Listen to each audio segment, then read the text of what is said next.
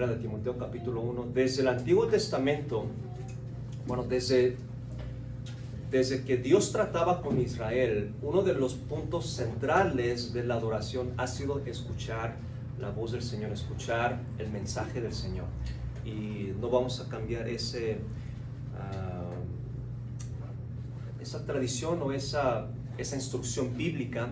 Y vamos a comenzar con una serie. Vamos a estudiar Primera de Timoteo capítulo 1 y vamos a estudiar varios de los pasajes de Primera de Timoteo, y hoy nos corresponde los primeros versículos, los versículos 3 al 7. Las cartas de Pablo a Timoteo y también a Tito son cruciales y son fundamentales en cuanto a la organización y la estructura de lo que es nuestra iglesia. Y para que entendamos un poquito de Primera de Timoteo, los creyentes en Éfeso, ¿verdad? Timoteo se queda como pastor en una ciudad que se llama Éfeso. Éfeso era la tercera ciudad más grande en el Imperio Romano, y por eso había riqueza monetaria, ¿verdad? Había mucha economía, había una gran civilización. Y Pablo había quedado ahí, según Hechos capítulo 19, por 2 años. Pablo mismo se quedó y enseñó a los cristianos en Éfeso. Y ahora Pablo se ha ido, ha continuado con sus viajes misioneros, y ahora se queda Timoteo. Entonces a él le da algunas instrucciones y vamos a comenzar en Primera de Timoteo capítulo 1. Pero antes quiero contarles una pequeña historia. No sé si ustedes han escuchado. Hace mucho tiempo murió una reina. Murió una reina, y pues en su reino, no estamos hablando de la reina Isabel, hace mucho tiempo, es solamente una historia, y querían hacerle un funeral bien grande. Entonces, en su reino. Entonces, para los preparativos del funeral, llegaron cajas y cajas, llegaron los adornos más bonitos, florales. Y bueno, pues estaban empezando a preparar y estaba empezando, bueno, a preparar pues un evento de magnitudes extraordinarias.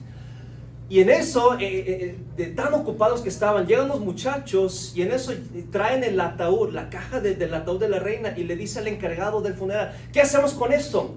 A lo que el encargado le dice: ponlo por allá para que no estorbe con el funeral.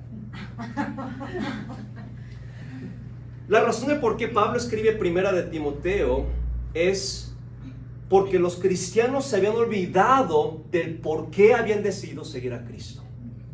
Y con eso, Pablo quería que Timoteo dirigiera a la iglesia de Éfeso a retener su propósito.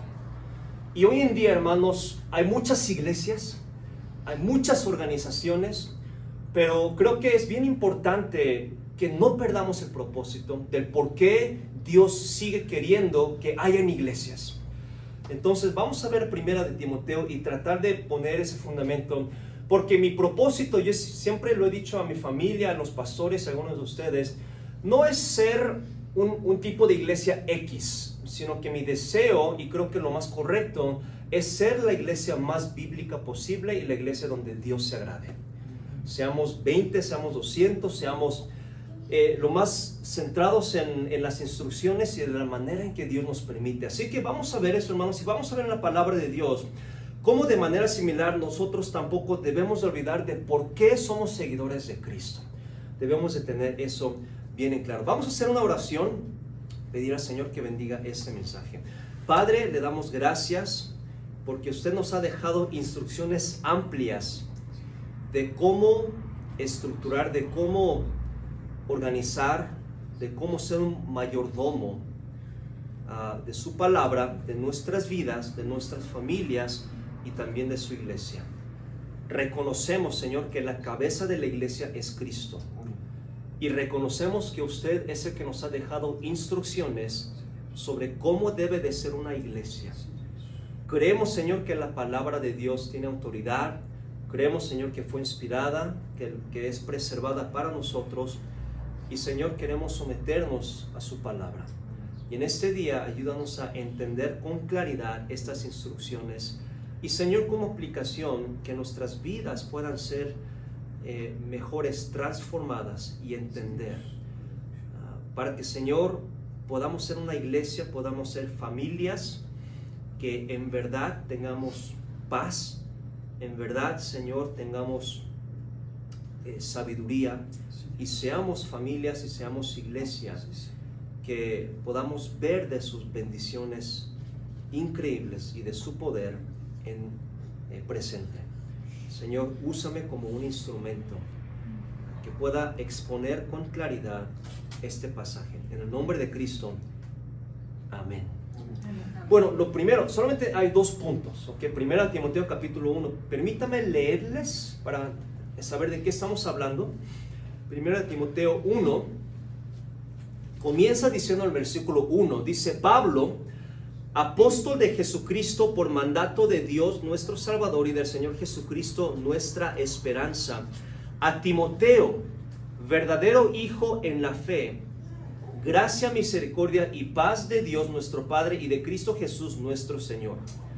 Como te rogué, versículo 3, que te quedases en Éfeso cuando fui a Macedonia, para que mandases a algunos que no enseñen diferente doctrina, ni presten atención a fábulas y genealogías interminables que acarrean disputas, más bien que edificación de Dios, que es por fe.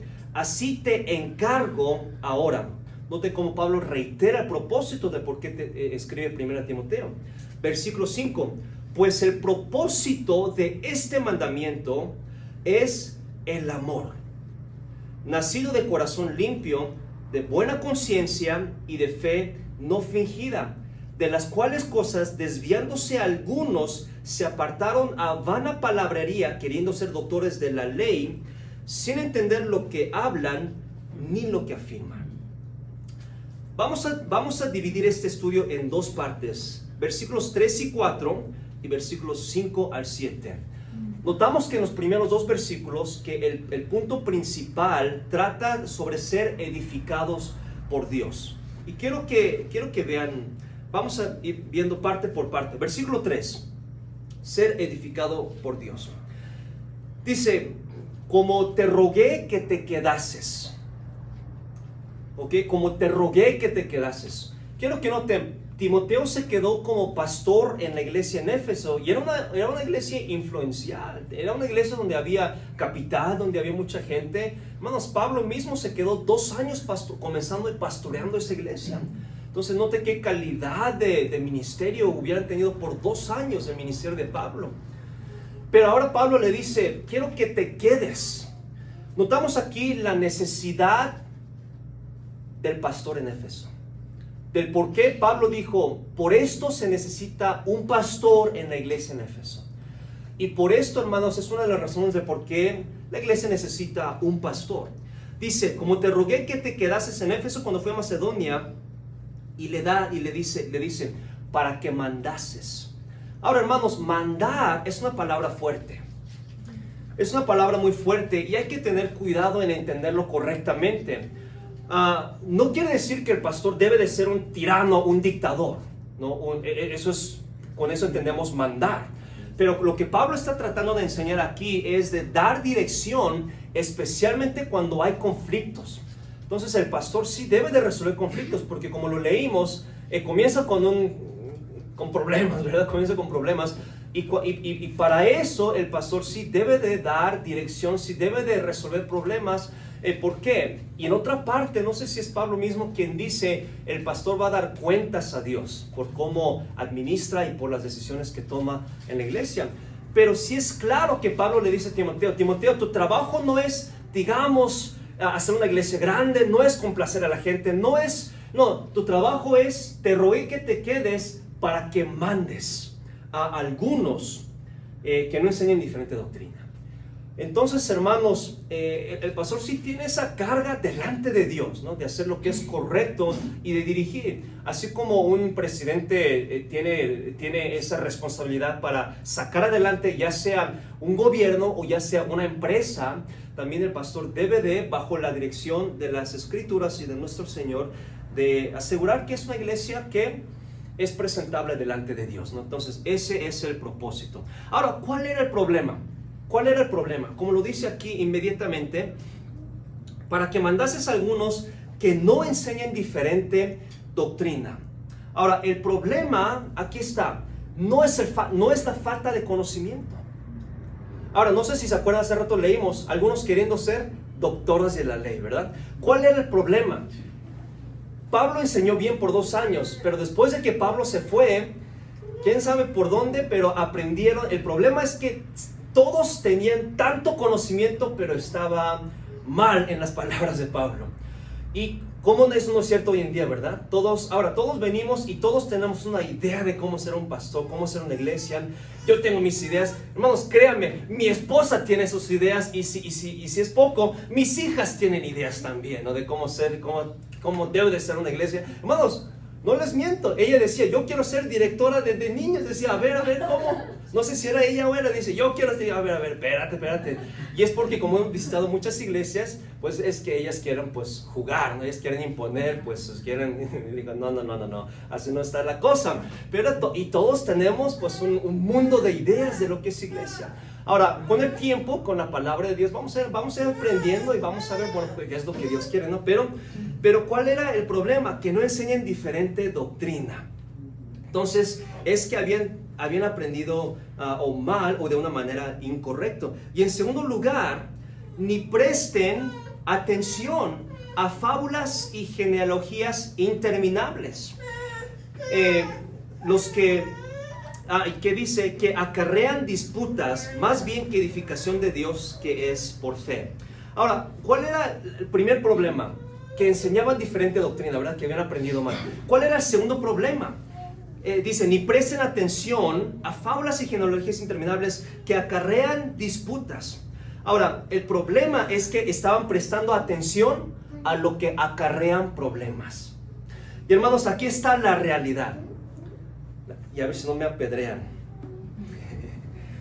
En todas las iglesias, hermanos, incluyendo la nuestra, aquí está la triste realidad, pero bueno, somos pecadores. Todos, hermanos, incluyéndome yo, tenemos el potencial y la capacidad de causar problemas.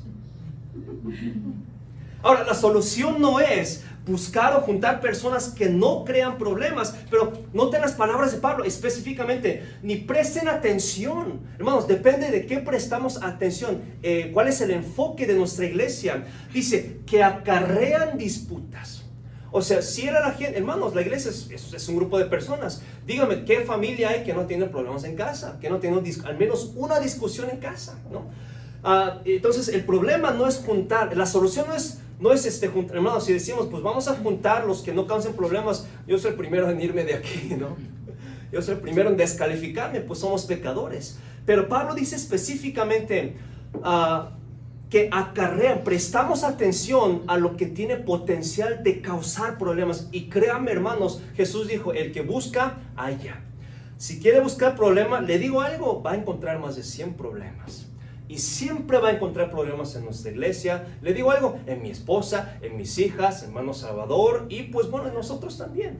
¿A poco no, hermanos? Si quieren buscar problemas en su esposo, hermanos, no tarda mucho en encontrarlo, ¿verdad? Cuando quieren encontrar problemas en su esposa, no, mi esposa no tiene problemas, hermano. Mi esposa no, su esposa tampoco tiene problemas. Es que yo quiero dormir tranquilo esta noche. Entonces, todos excepto mi esposa y bueno, sus esposas, los demás, hermanos hombres, nosotros somos el problema, ¿verdad? Pero Pablo dice, prestamos atención, nos enfocamos en lo que puede causar problemas. Y ese era el problema. Y ahora Pablo presenta un contraste. Más bien, entonces el problema es que enseñaban diferente doctrina, que prestaban atención a lo que podía acarrear problemas, más bien, o en lugar de edificación de Dios. Ahora, esa palabra edificación es una palabra, que en la iglesia se escucha mucho. Entonces, hermanos, el propósito es la edificación de Dios.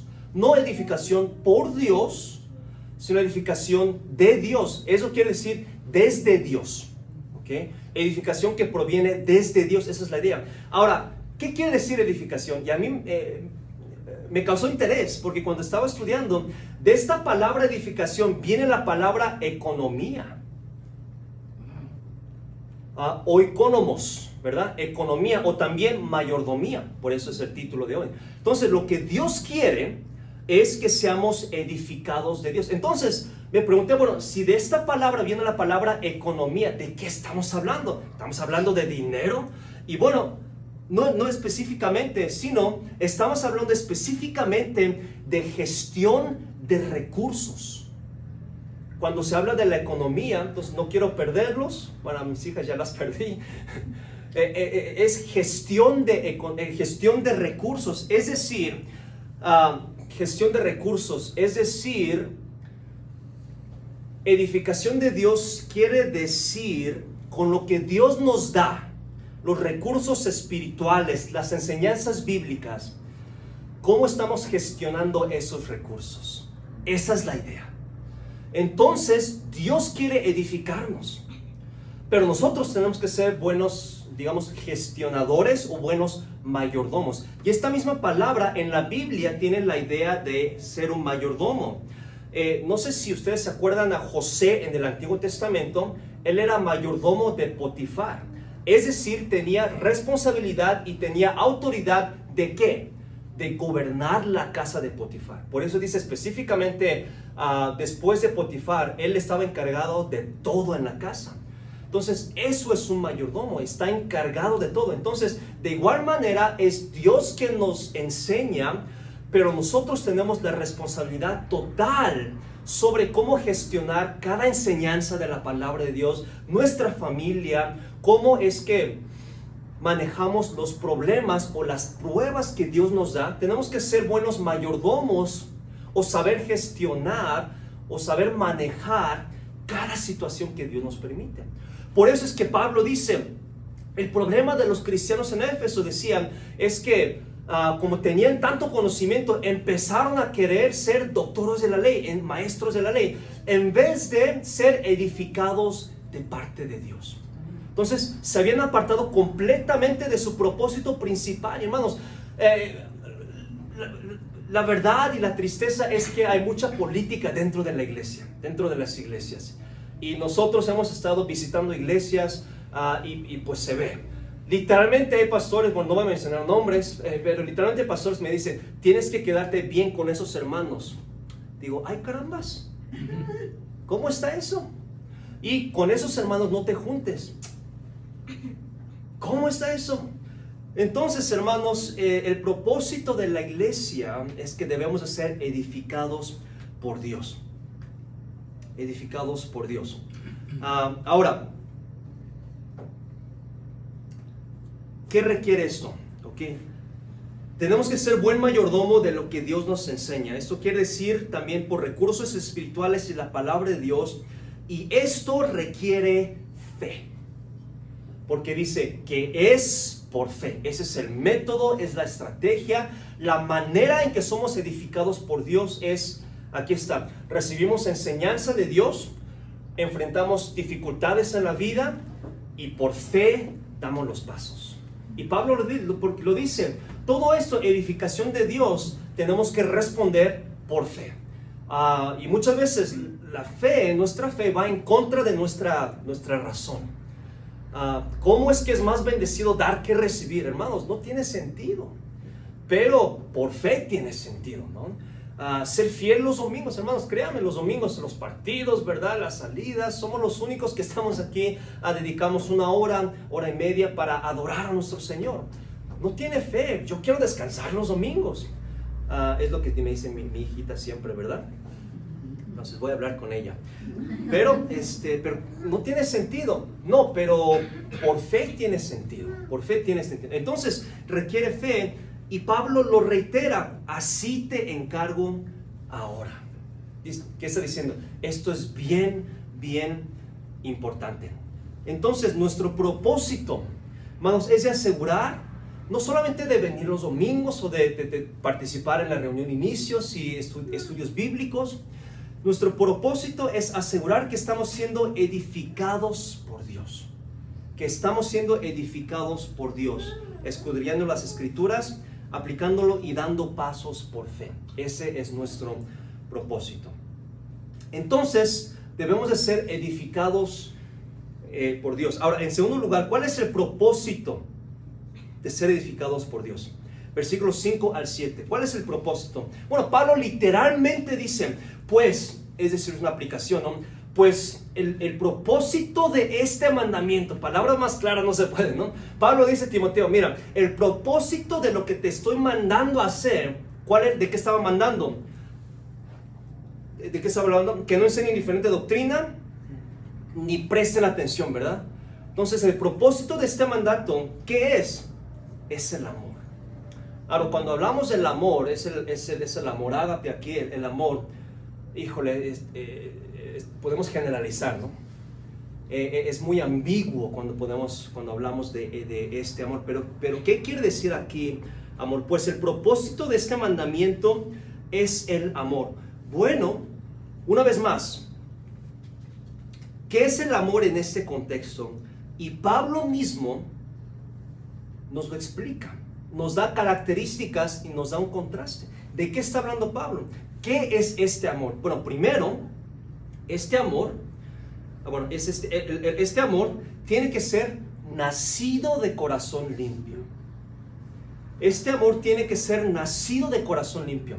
Entonces, si queremos tener amor, porque se habla mucho de esto, ¿no? La iglesia debe de tener amor, pero ¿qué quiere decir? Y qué bueno que Pablo lo explica. No quiere decir el amor como yo lo interpreto o como yo lo entiendo, sino que dice, primeramente tiene que ser nacido de corazón limpio. Entonces, si yo quiero hacer de mi parte en tener amor para con todos nosotros, yo debo de asegurar que tengo esas tres características. Dice, primero, la base de este amor es un corazón limpio. La base de este amor es un corazón limpio. Entonces, hermanos, mi amor a la iglesia no comienza conociéndoles a ustedes. Comienza teniendo mi corazón bien delante de Dios. Si queremos en verdad amar la iglesia, no se trata de, es que a veces decimos, es que necesito amar porque me corresponde amar. Y a veces nos forzamos. Ahora, ese no es el tema de aquí, pero entendemos que el amor sí es un compromiso, no son emociones. Pero aquí, hermanos, la Biblia nos enseña que la base de este amor dice, nacido de corazón limpio. No como yo quiero hacerlo, no como se me pegue la gana, sino dice, nacido de corazón limpio. Una vez más, no nace del compañerismo, o es que decimos, no, es que cuando vayamos conociendo a los hermanos, es que ya me caí bien. Bueno, espero que nos caigamos bien, pero la base tiene que ser más allá. Este amor comienza cuando buscamos a Dios de todo nuestro corazón. Y no tengo este versículo aquí, pero Mateo 15, versículo 8, nace cuando buscamos a Dios de todo nuestro corazón. Mateo 15, 8 dice, este pueblo de labios me honra, mas su corazón está lejos de mí. Y hermanos, nunca deberemos de llegar a ser una iglesia donde Jesús diga lo mismo. Que por fuera tengamos aire, que por fuera sepamos cantar y estemos bien vestiditos y estemos todos bien tranquilitos, bien bonitos, pero que Dios diga, esa iglesia de labios me honra, pero su corazón está lejos. Hermanos, primero debe de comenzar con nuestro corazón de buscar al Señor. Entonces este amor comienza o nace cuando tenemos un corazón de buscar a Dios. Yo quiero animarles, retarles a buscar a nuestro Señor, porque de ahí comienza. Y en segundo lugar, no solamente eso, sino dice, el propósito de este mandamiento es el amor nacido de corazón limpio y de buena conciencia.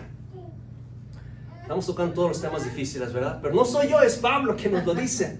De buena conciencia. Ahora, hay dos contrastes a la buena conciencia bíblicamente. La primera es una conciencia cauterizada.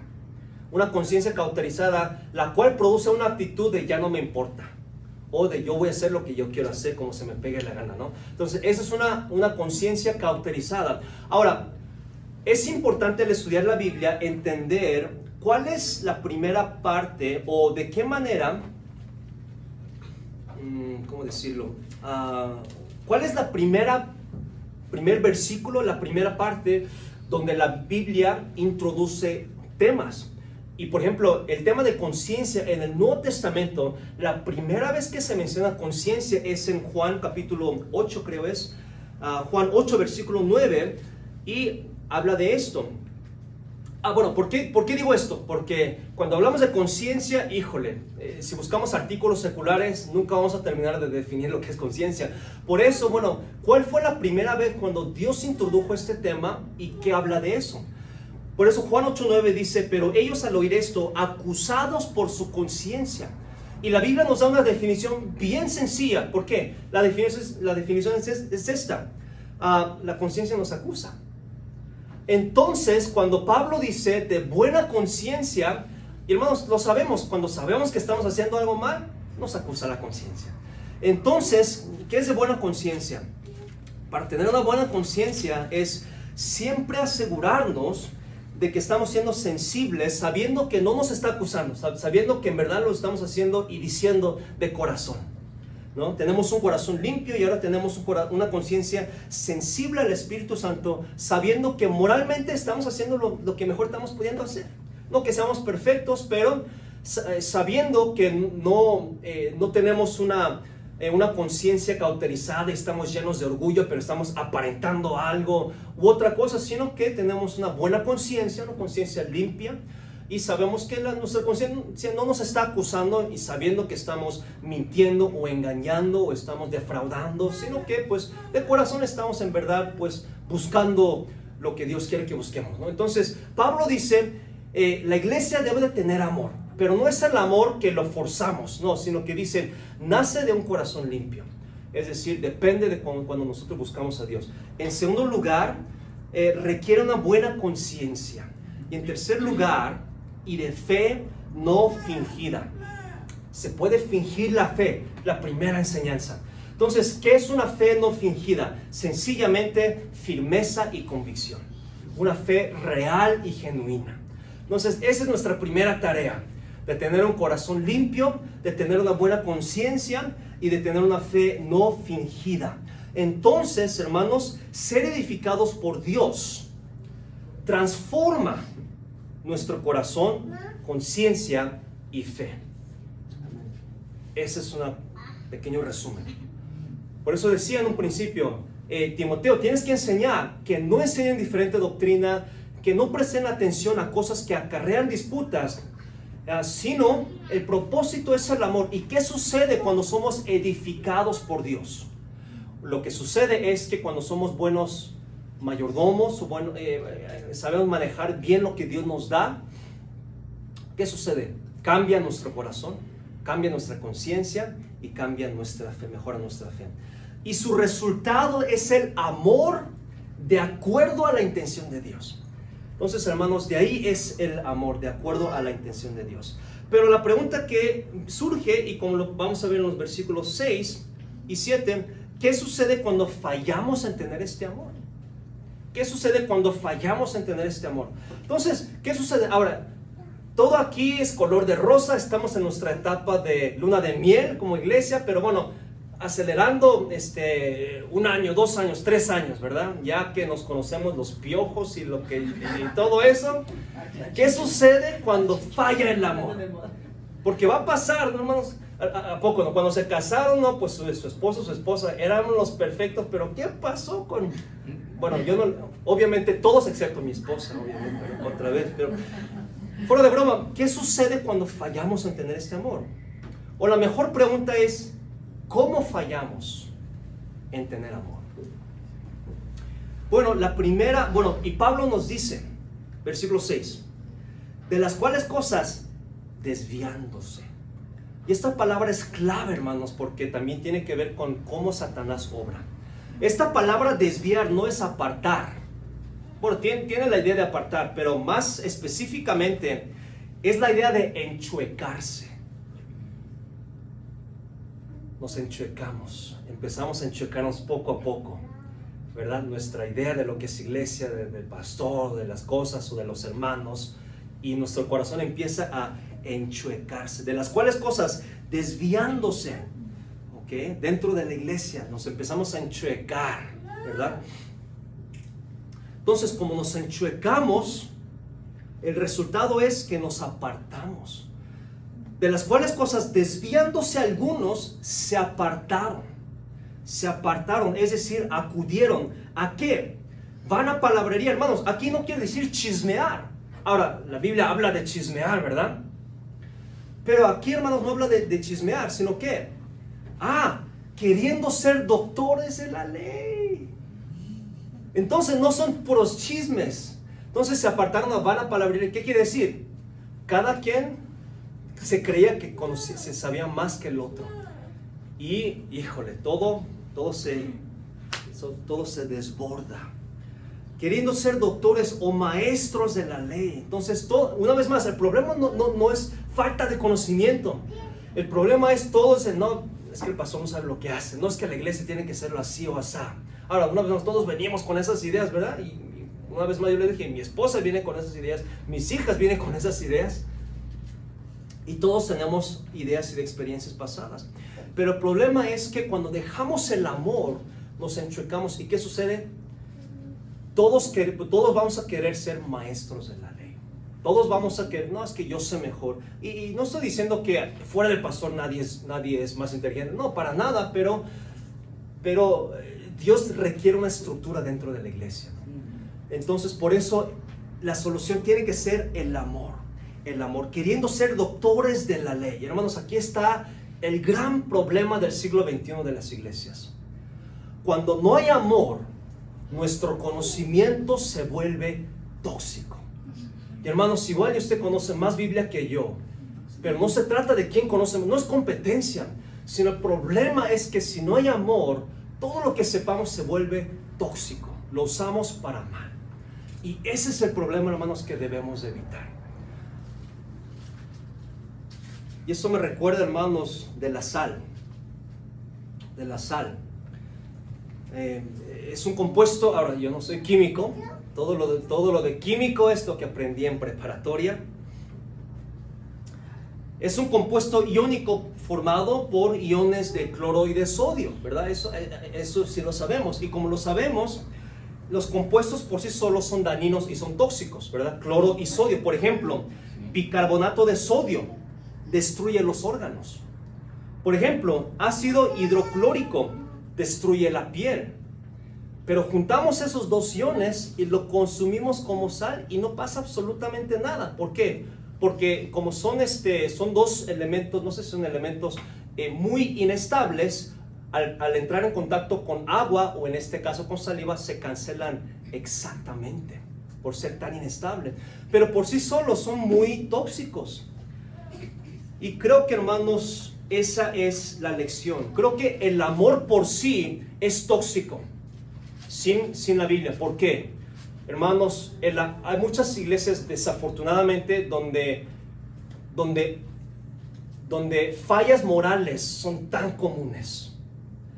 Entonces, el amor en sí no es solución. La Biblia, el conocimiento en sí tampoco es la solución, porque nos podemos volvernos muy groseros, muy apáticos, pero necesitamos los dos. Necesitamos el amor, necesitamos el conocimiento. Y Pablo lo dijo masterfully, ¿cómo se dice en español? De manera de obra maestra. ¿Qué dijo? El propósito de este mandamiento es amor, juntando los dos elementos. Es un mandamiento, no cabe duda, pero es el amor. El objetivo es el amor, pero es un mandamiento.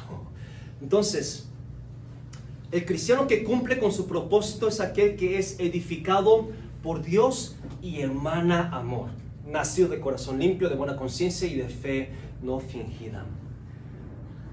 Entonces, seamos buenos mayordomos de Él, de Dios, seamos edificados de parte de Dios, y que Dios nos permita, nos ayude a, por tener un corazón limpio, tener buena conciencia y tener una fe real, que en verdad podamos dar testimonio de que amamos la iglesia. No porque queramos, no porque nos cae bien, no, sino porque viene de parte de Dios. Que ese sea nuestro testimonio. Vamos a orar y vamos a cantar. Señor, ayúdanos. Gracias, Señor, por las instrucciones. Señor, Pablo le dijo a Timoteo Por esto te rogué que te quedases en Éfeso, para que mandes a que no enseñemos diferente doctrina, a que no prestemos atención a lo que puede acarrear disputas, más bien que edificación de Dios. Pues el propósito de este mandamiento es el amor que nace de un corazón limpio, de buena conciencia y de una fe no fingida, Señor, de las cuales algunos se desviaron a vana palabrería, queriendo ser doctores de la ley, sin saber lo que dicen ni afirman. Señor, ayúdanos a sí conocer, pero Señor, a tener ese amor de corazón limpio, de buena conciencia y de una fe no fingida. Ayúdanos, Señor, que esta iglesia pueda ser ese tipo de iglesia que glorifique tu nombre, Señor, pero también por ser concentrado en tu palabra, que pueda ser la iglesia tan hermosa como tú quieres que sea. Ayúdanos, Señor, en nombre de Jesús. Amén.